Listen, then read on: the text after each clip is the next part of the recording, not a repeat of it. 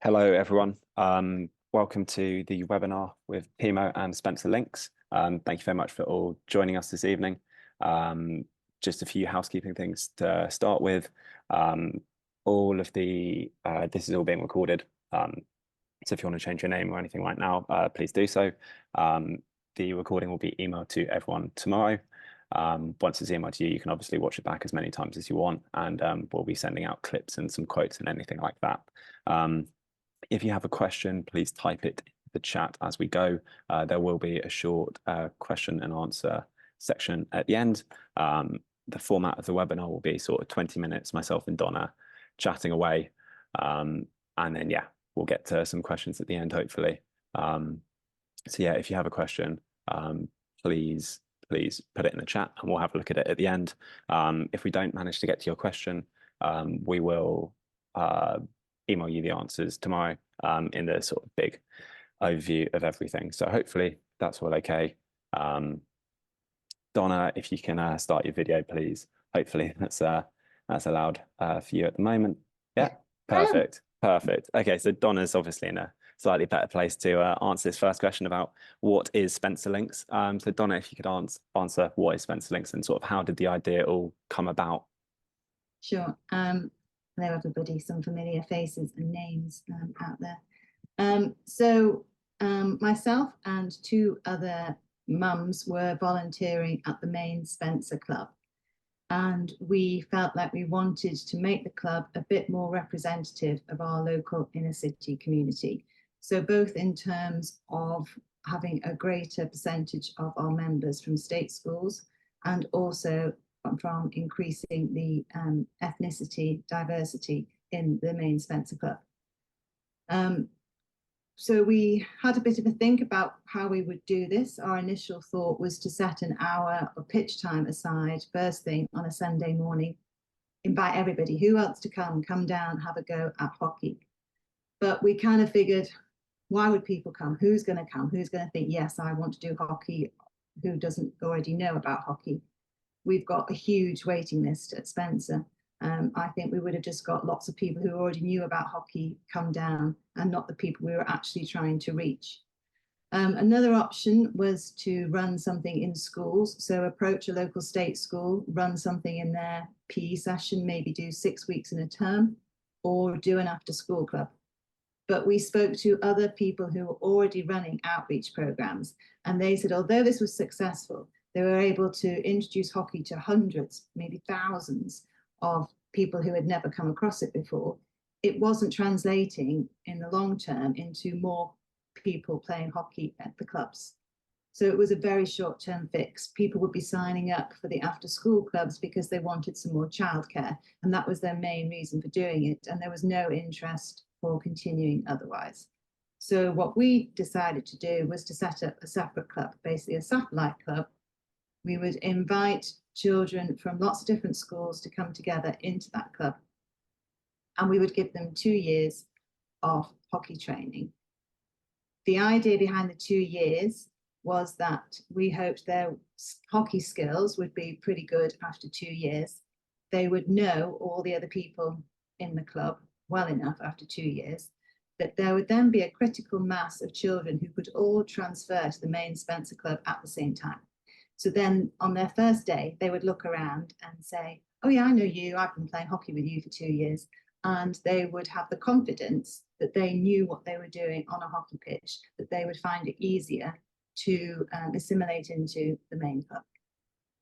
I think it's yeah, unbelievable idea as you guys have all had. So you've got the idea in your head. What was the next step? Where did you go? Obviously, logistically wise, it's quite difficult, especially in central London, to find pitches and get all the kids on board. And then you've got other facilities like and equipment and coaches needed. Yeah. Well, it took about 18 months to plan. And we did a lot of chatting to other people who had already tried running outreach clubs to get some advice from them. But our driving idea was that we wanted there to be no barriers to participation in terms of funding. So we wanted it to be a totally free club. That meant that we were going to have to find some funding. So the first step, I think, was to work out where we were going to get the money from. As you say, we needed pitch space. Spencer, we don't actually own a pitch. We have to pay for all the pitches that we have. But we had some extra space at one of our venues. And we decided to set aside some pitch space time there, but we needed to pay for that. So we had to find the money for that. We needed to pay a coach and maybe an assistant coach. We were looking for money for that. But we were very fortunate to do a deal very early on with Y1, who agreed to give us 50 free hockey sticks. So we would have a free, brand new, beautiful, shiny Y1 hockey stick for each of our new members.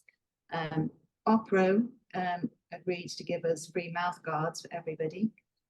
Total Hockey gave us hockey balls. And a local business agreed to sponsor our team shirts. So the only thing we had to do was get the funding to pay the coaches and the pitch hire. And to do that, we went begging to England Hockey, but they said, sorry, we've got no money. We went to our local hockey organisation, which at that time was Surrey. And after quite a lot of pushing, they agreed to give us some money. So we had the money that we needed to get going. Then it was finding our target audience. And we found a resource online which would tell you what the percentage was for each local state school of how many children there are on free school meals. So we could use that to identify which were the schools that were likely to have the lowest income families attending. We also had geography in mind. So we wanted to pick schools that were close to the main Spencer Club so that families wouldn't have to travel too far once they did join us after 2 years. So we wrote to schools and we said, can we please come in and run a taster session for your year 4 children? And some schools ignored us, but some schools said, yes, come in. So we went in and we did a hockey session for each class. So at some schools, that would be 4 classes that we would do. And we would then give some of those children what we call a talent spot letter. And this letter says, this is from Spencer Lynx, we're a local hockey club. Our scouts have been in today and think your child has got potential to be a good hockey player, and we'd like to offer them a place at our free hockey club starting in September. So we gave some of those out. I remember very clearly the first school we went to, just around the corner, has over 80% of the children are on free school meals. And we did the session, we came back, and then maybe at about 3:30, we got our first email. So a child had done our session, had gone home with their letter, and then straight away, the parent had emailed and said, yes, my daughter wants to do this. And we were just like, yay, somebody wants to do it. Because, you know, we didn't know it was a good idea, but would people want to do it? And we did about 7 or 8 other schools, and we got, say, about 70 children who said that they would like to join. And then come September, so a few months later, we ended up with about 50 on day 1. That's absolutely amazing. It was amazing. But the best thing that happened in the meantime was that Reece Smith, an international player from round our parts, mixed race, from a low-income background himself, was also trying to do something to increase diversity in hockey. And he was introduced to us and said he would like to come along and help us coach. So there we are on a beautiful, warm, sunny, thankfully, first Sunday in September back in 2019. And all these children are turning up and they're excited about playing hockey. And they've got an international hockey player to teach them right from day 1. And it was just really, it was an amazing sight. That's yeah, it's pretty cool that all the kids, their first introduction to hockey is obviously an amazing international athlete like Reece, because obviously Reece is very energetic, and I'm sure he was absolutely great for the kids. So sort of gives them something to look up to and hopefully keep coming back for more and more. Yeah. So moving on just a little bit, skipping forward a little bit, because obviously Lynx is now 5 years old. Were there any roadblocks in that first year? You said towards the end of the year, I think there was the COVID obviously hit. So how did Lynx deal with COVID? Yeah, COVID was a shocker. We, there were the fits and starts about what you could and couldn't do. It all changed quite a lot. But what we did was we moved it online. And Reese was amazing. He did lots of home videos. I think we've got lots of them still on our website. But we ran a session every week at the same time that they would normally be having their proper hockey session. We did something online. By then, we had recruited our second intake, and they had only been able to come along in real life once before the lockdown started. And so none of them had their hockey sticks, because we give hockey sticks out for them to keep after they've come for 10 weeks. It's a big milestone attendance thing. And so we had to drive around to all the families and drop off hockey sticks and tennis balls, so that then the children could participate. And it was difficult, they're trying to do it in a cramped environment where there are, other children at the same time doing what they're doing. But we just wanted to keep the routine going so that they would keep thinking Sundays are hockey, and get into that habit that we wanted them to establish, so that once COVID passed, they could come back and see us for real. That's yeah, it's amazing. You said all the kids get their sticks after 10 sessions. Was there other sort of attendance milestones that people would sort of aim for? Because obviously that's a good way to keep them coming back each week if they're like, oh, I'm a week closer to getting this or getting that. Yeah, it's a real driver, and the power of the sticker. And so they get a sticker after 15 weeks, it's a bronze, 20 weeks, it's a silver. And if you come every week in the season, there's a gold. And the children really, really try to get those milestones. I think last year was the first time that we handed out a double gold to a girl who had come every single week in season 1 and every single week in season 2, not for any illness, family holidays. There's like, she didn't miss anything. It was extraordinary. Yeah. I think we're going to have 2 or 3 who have done this. Oh wow, that's some incredible commitment. Yeah, it's ridiculous. Rain or shine, they're there. I suppose that's absolutely amazing. So moving on to a little bit about Teamo. How have you found using Teamo for the admin side of things? Obviously, Lynx had 50 kids at the start, and now it's got what, over 100 kids at the moment? Yeah. So it was fine at first with me doing everything on WhatsApp, making lists, ticking names off, who's going to come, who's not going to come. But it's too much now. We have fortunately got really great links with some other outreach programs. So there's Tulsa and Dulwich got a program called Phoenix, Reese's program, Hockey in a City, and we arrange tournaments with them. Those might be just for girls, they might be for just the boys, they might be for mixed gender, they could be different age groups, and trying to keep track of it all would be a nightmare without Teamo. And it's been great. Some of the families take a while to get used to it, but once they do, it's brilliant. It's such a great system for me to have, so I know where. But also when they transfer to the main Spencer Club where we use Teamo, it's something they're already used to. That's not a new surprise for them when they're joining the new.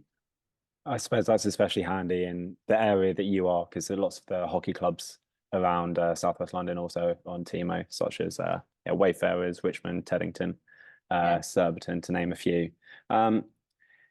What made it worth it for you after the first year, after the second year? What made it worth it to keep going? I really love getting to know the children and their families over time. So one of the main lovely things about it not being an in-school thing is that the whole family is coming along. We are currently playing at a private school. They've given us the pitch at a really great rate. And they have a field with some football goals set up, and they have some table tennis tables as well.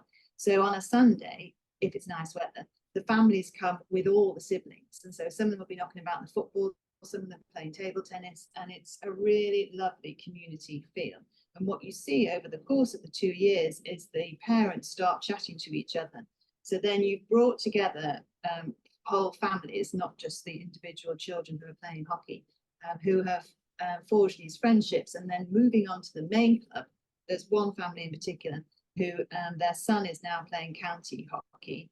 The dad goes along to play social hockey on a Friday, having never picked up a stick himself. He now plays hockey, and he's the manager of that team in the main Spencer Club. their younger daughter is now just about to finish Lynx, then she will move over to the Spencer Club. It's like this whole family where they just seem to be there all the time doing something that's to do with hockey, and that is really rewarding. It's just seeing, it's the sort of community feel of it all, which is Yeah, lovely. I think especially sort of seeing if you've seen one kid go through the system and then 2 years later you see a sibling come through as well.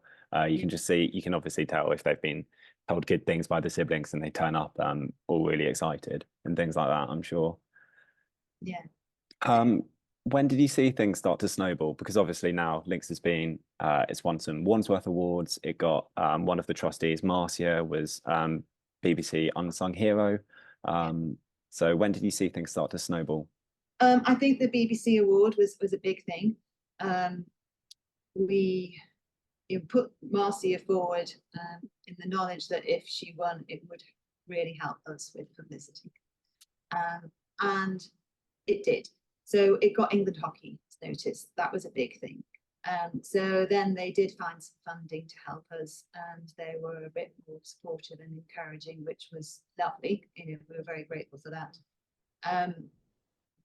The power of social media, you know, not just telling people, but showing them all these pictures and videos of the children having a great time and the success of them moving on. I think that cumulatively all had an impact. Having Reese involved was a major thing because he had a big social media following anyway. So anytime he was retweeting or reposting things on our behalf, it was making it a bigger deal. We all, there are 5 trustees, and we all wander around in our yellow t-shirts and our yellow coats as much as we can at the sidelines, talking about Spencer Lynx and just trying to shamelessly spread the word. Because the better our profile, the more likely we are to get funding to be able to continue. So obviously Reese wanted to join, or joined from literally day one. How did you get the other England athletes and GB athletes along, such as Darcy Bourne, James Mazzarello? I think Emily Defront did some as well. I think Emily got in touch with us via England Hockey once England Hockey were on board. She came along and coached a couple of sessions. She was very supportive on social media as well. Darcy was a big one because that was when Black Lives Matter was really starting to gather some momentum. She really wanted to try and improve diversity across a range of sports. She works with other people trying to do that. And she was introduced by somebody who had heard about Spencer Lynx, and she decided she wanted to get involved with us too. And James, because he came through the youth program, England Hockey, and one of my fellow trustees, Karen, her son, was in the same sort of program.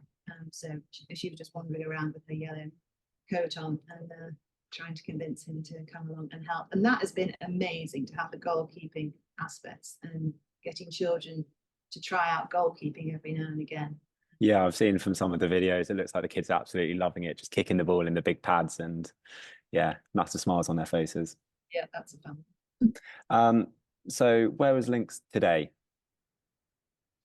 Today, we've got our 4th and 5th cohorts at the moment. So our 4th cohort are coming to the end. They will finish, and we have about 20 of them who want to join the main club. So that will take us up to about 80 children having joined main Spencer Club from Lynx. One of the really lovely things is that our current boys under 14-18, which is playing Tier 1 hockey, a quarter of those boys came through Lynx. So I mean, I just think that's, you know, that's an incredible percentage and something we're really proud of. But the other thing I really love is that they're about half the team, C team, are Lynx as well. And they've had a bit of a pounding this season, hasn't been that great, but they're still going and they're still enjoying their hockey. And I think that's very rewarding as well. We are looking to recruit another cohort. That will be our 6th cohort. We want to do that. And we really want to try and continue to reach the harder to reach groups in our community. So the biggest drop-off rate is from the lowest income families, and we want to try and address that. find ways that we can support those families more. Families who are not from a sporting background, we just want to try and see what we can do to help them to keep coming and to bring the children along.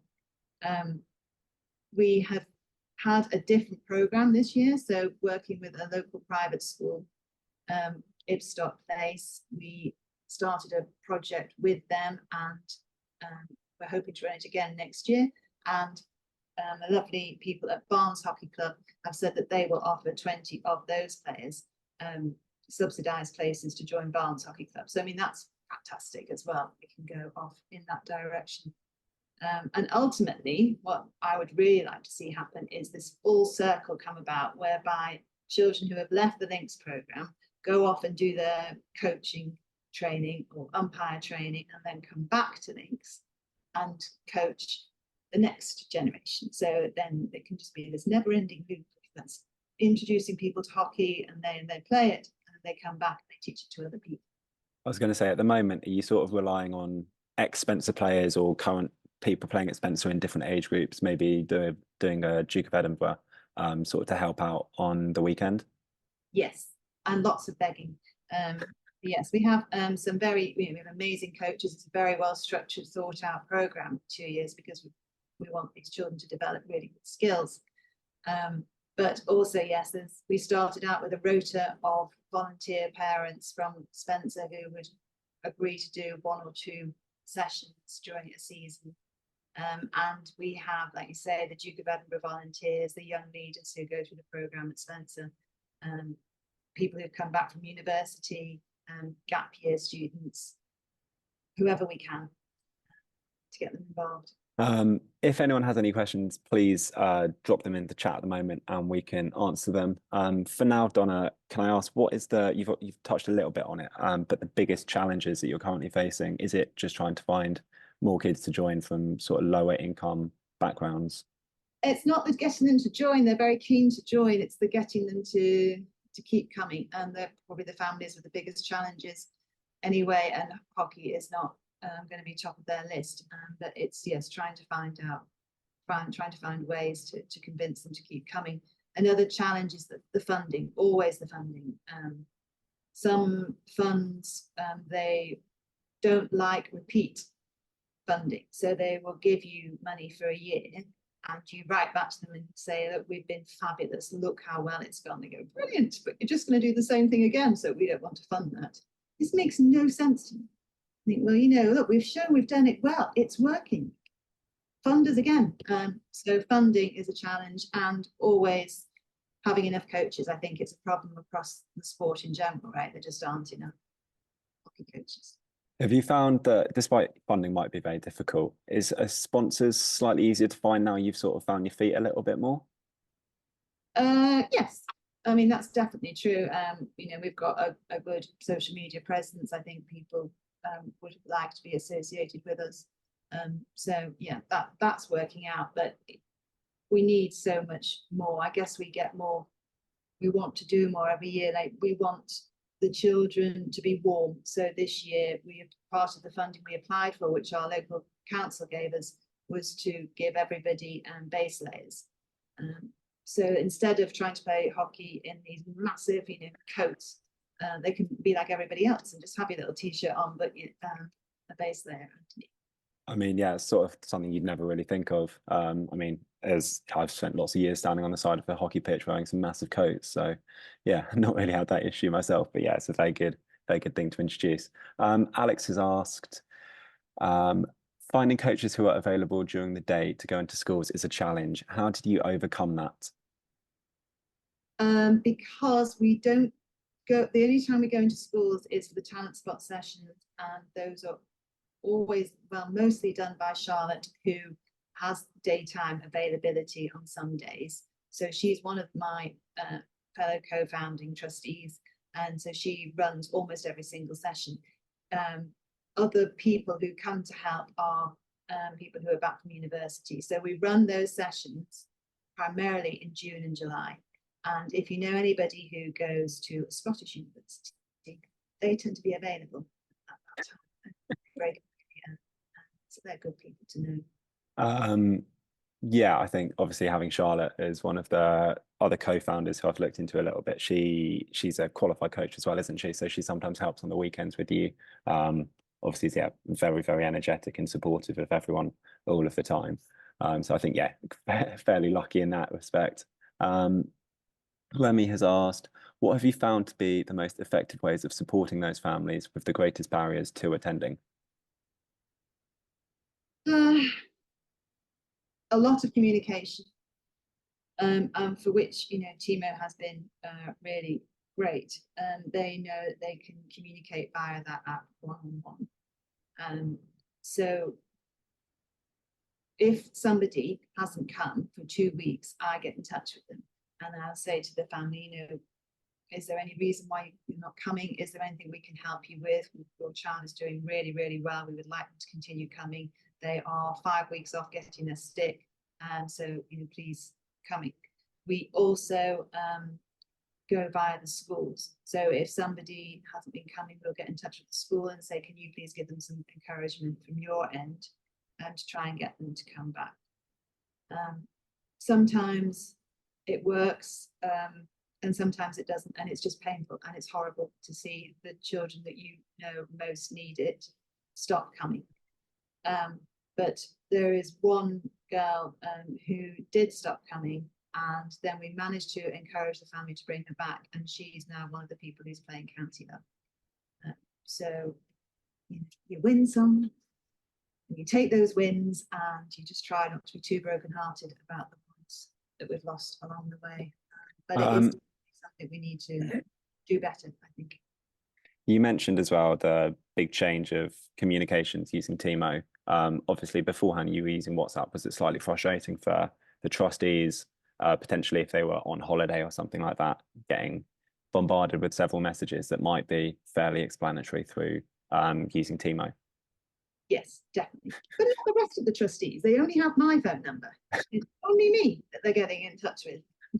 So yes, it's nice not to have that anymore, and people can get in touch via Teamo. And also then you can have the whole history of the chat that is just relevant to the hockey all in one place. So that's been very useful too. Okay, final question from me. Where would you want to be in 5 years' time? I want to have our own home. I want to have this pitch with a clubhouse, and it's like Lynxland. And then you have all the children coming along as we do now, perhaps some more. And then you can run things like a flyers program, and you could have a walking hockey and a back to hockey.